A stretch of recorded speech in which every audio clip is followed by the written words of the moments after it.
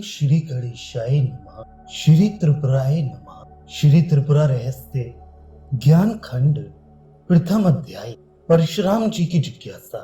सर्व कारण ब्रह्मानंद ही जिनका स्वरूप है, जो शुद्ध चैतन्य स्वरूप है और जो इस जगत रूप चित्र के प्रतिबिंबित करने वाले चिन्मय दर्पण रूप से विराजमान है, उन त्रिपुरा देवी को नमस्कार है। श्री हरतायन मुनि बोले, नारद, क्या तुमने श्री त्रिपुरा देवी का महात्म्य सावधान चित्त से सुना? इसका तो श्रवण ही श्रेष्ठ मुक्ति का साधन है। अब मैं तुम्हें बड़ा ही विचित्र ज्ञान खंड सुनाता हूँ, जिसे श्रवण कर लेने पर मनुष्य फिर कभी जन्म मरण रूप शोक को प्राप्त नहीं होता। इस सिद्धांत का वैदिक, वैष्णव, शैव, शाक्त और पाशुपत सभी दर्शनों का भली भांति विचार करके निश्चय किया गया है। दूसरा कोई भी मतवाद ऐसा नहीं है जो इस सिद्धांत के समान बुद्धि में आरूढ़ हो सके। सदगुरु श्री दत्तात्रेय जी ने परशुराम के प्रति इसका निरूपण किया है। यह युक्ति और उपलब्धि से संपन्न और बड़ा ही विचित्र है। यदि किसी मूढ़मती को यहाँ बताई हुई बातों से भी परमार्थ का बोध ना हो, तो उसे निसंदेह भाग्यहीन और कोरा ठूंठ ही समझना चाहिए। उसे स्वयं श्री शंकर जी उपदेश करें तो भी ज्ञान नहीं हो सकता। अच्छा सुनो, अब मैं ज्ञान खंड के रूप में स्थित वह ज्ञान तुम्हें सुनाता हूँ। सत्पुरुषों का व्यवहार सचमुच बड़ा ही अनोखा और सबसे बढ़कर होता है। तभी तो आप स्वयं देवऋषि मुझसे ये यति किंचित ज्ञान कथा सुनना चाहते हैं। सत्पुरुषों में इस प्रकार कृपा करने का सहज स्वभाव होता ही है। जिस प्रकार की कस्तूरी में घ्राणेंद्रिय को आनंदित करने का गुण स्वभाव से ही रहता है। जमदग्नि पुत्र परशुराम जी ने इस प्रकार श्री दत्तात्रेय जी के मुख से त्रिपुरा देवी के महात्म्य का उत्कर्ष सुना तो उनका हृदय निर्मल हो गया। वे सभी जीवों में माँ की झांकी करके प्रेम मग्न हो गए। भक्ति भाव से उनका हृदय आप्लावित हो गया और थोड़ी देर के लिए वे कुछ मौन से हो गए। फिर वाह्य वृत्ति होने पर उनके नेत्रों में आनंद अश्रु छलक आए। शरीर पुलकावली से पूर्ण हो गया और हृदय आनंद से सरोवर हो गया। उनके हृदय में न समा सकने के कारण मानो हर्ष रोमकूपों के द्वारा पुलकावली के रूप में छलकने लगा। उन्होंने सदगुरु श्री दत्तात्रेय जी को उनके चरणों में दंडवत पड़कर प्रणाम किया। फिर उठकर हर्षातिरेक से गदगद कंठ हो प्रार्थना की, गुरुदेव, आपके कृपा प्रसाद से मैं धन्य हूँ, कृतकृत्य हूँ। इससे मेरे प्रति साक्षात शिव स्वरूप करुणा सागर गुरुदेव भी प्रसन्न हो गए हैं, जिनके प्रसन्न होने पर ब्रह्म पद भी तृण के समान तुच्छ हो जाता है, तथा जिन सदगुरुदेव के प्रसन्न होने पर मृत्यु भी अपना आत्मा ही हो जाता है। आज वे मेरे शिव स्वरूप गुरुदेव अकारण ही मुझ पर प्रसन्न हैं। उन गुरुदेव की कृपा से मुझे ऐसा जान पड़ता है, आज सभी पदार्थ मुझे प्राप्त हो गए हैं।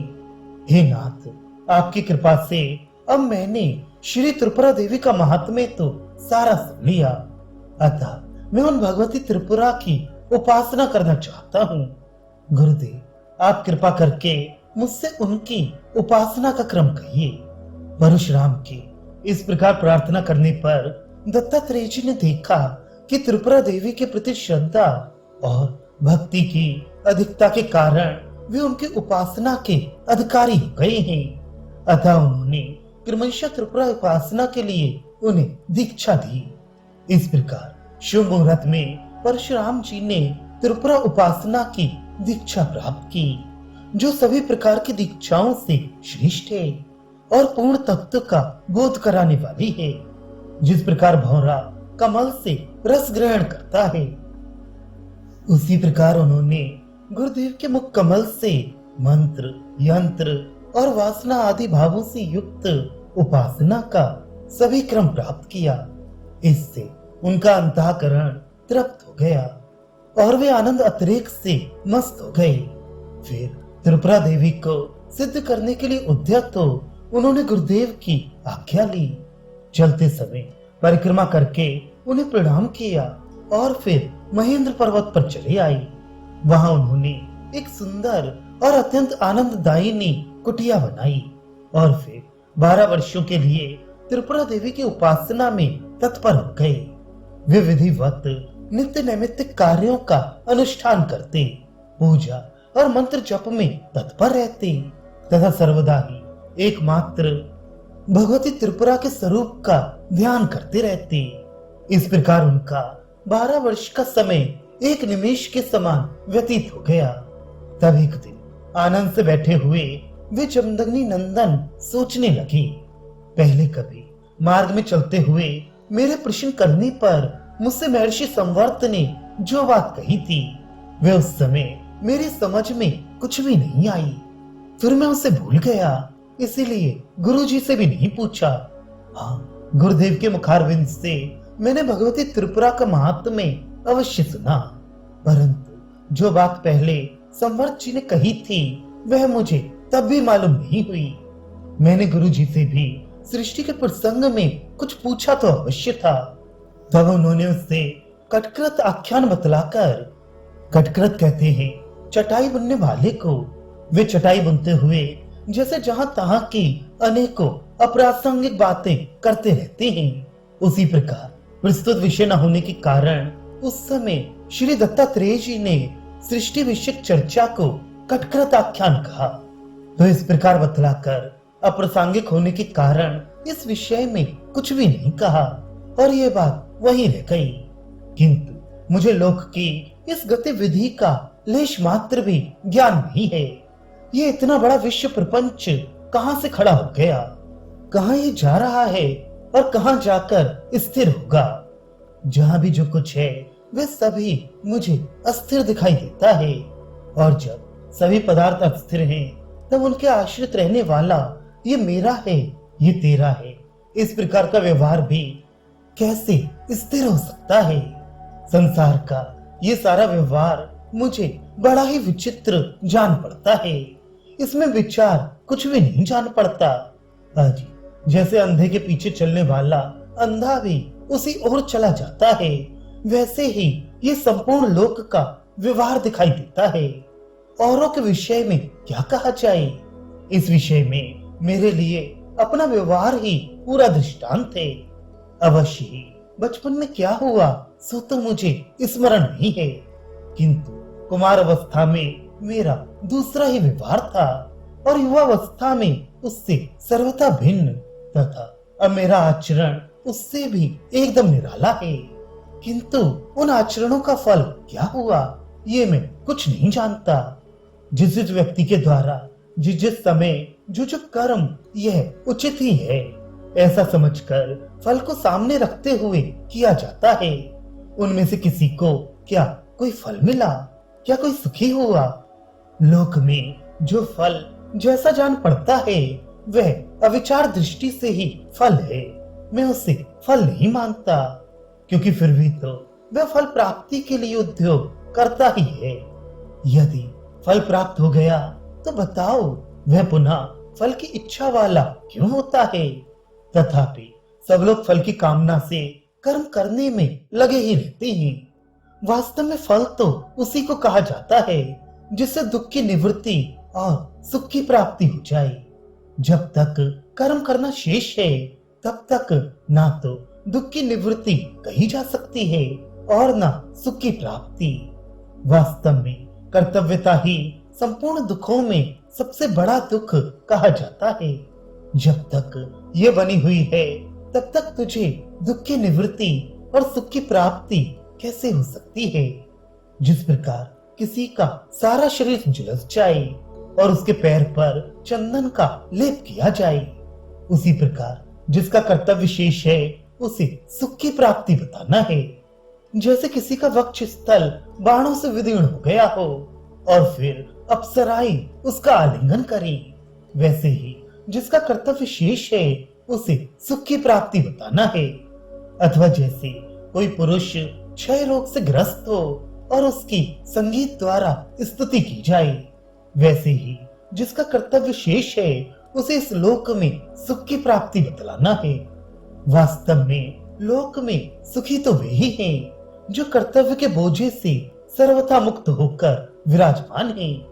वे पूर्ण काम होने के कारण महात्मा हैं और उनके अंतर्वाह सभी अंग शीतल होते हैं। यदि कर्तव्य का भार रहते हुए भी किसी को कभी सुख होना संभव हो तो शूली से बिन जाने पर भी मनुष्य को चंदन और माला द्वारा सुख प्राप्त हो सकता है। ये बड़ी ही विचित्र बात है कि सैकड़ों कर्तव्यों के भार से लदे होने पर भी मनुष्य ये समझता है कि इसी में सुख है और उसी के लिए सदा प्रयत्न भी करता रहता है।